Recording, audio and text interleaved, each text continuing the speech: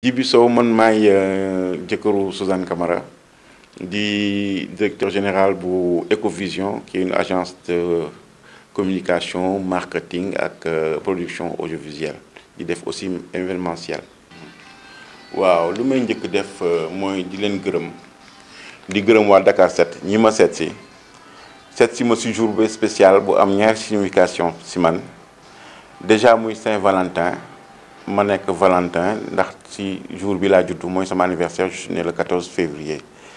di Saint-Valentin ndax sama soxna dama ko bëgg trop ñu nekk ma koy ñaanal lépp loo xamante ni moo gën ci moom yàlla may ko di ko ñaanal gudd fan wér gu yaram di ko ñaanal carrière bu mag a mag d'ailleurs sax maa ngi ci profité di féliciter Suzanne Camara bu génne single boo xamante ni loolu la single bi mooy sama xol bu mu ko def di ma ci way di ci way sunu mbëggeel di ci way aussi sénégalais yépp yi nga xamante ni yàlla ñu ngi leen boole. Saint-Valentin nag man ba ma koy xam c'était en 98 boobu xaw ma lu xew ma doon suivre benn formation suma professeur wàccoon di xool samay dossier jékki-jékki yéeg ak doole naaw sama kaw naan ma félicitation Saint-Valentin nga xaw ma luy loolu maa ngi ko mais lan mooy Saint-Valentin. ndekete Saint-Valentin mooy bés boo xamante ni ñu ngi màggal diggante ñaari nit yu yàlla boole. waaw loolu nag laa xamagul ba léegi sincèrement sama sob yépp eggul may seet di saytu fan la jóge leneen lu ma xam mooy mus nañ ci def aussi benn événement bu rëy man ak Pape Cheikh Diallo feete ko yëngu leen mu nekkoon fête bu rëy boo xamante ni ndeysaan regroupé woon nañu animateur ak chanteur. artistes chanteurs yu Sénégal yëpp ñu nekkoon foofu sincèrement ñu wut ci woon ñu mu nekkoon soirée bu rëy waaw di leen wax ni ñu gën a jàppante parce que lépp ci mbëggeel la xaj doom ak waajur mbëggeel la xarit ak xarit mbëggeel la donc ñaar ñuy sëy mbëggeel lañu te ñu xam ni famille moom mooy socle développement bu pays su sooxee rek lépp sooxe parce que société keroog ji dama xool ci benn journal gis le nombre de divorces yu am Sénégal mu nekk ñàkk mbëggeel parce que da ngay dem takk koo xamante ni bëggu la wala yow tamit am nga leneen looy xool ci moom lu dul mbëggeel donc day indi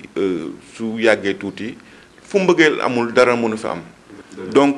nanu jël diggante yi tekk ci mbëggeel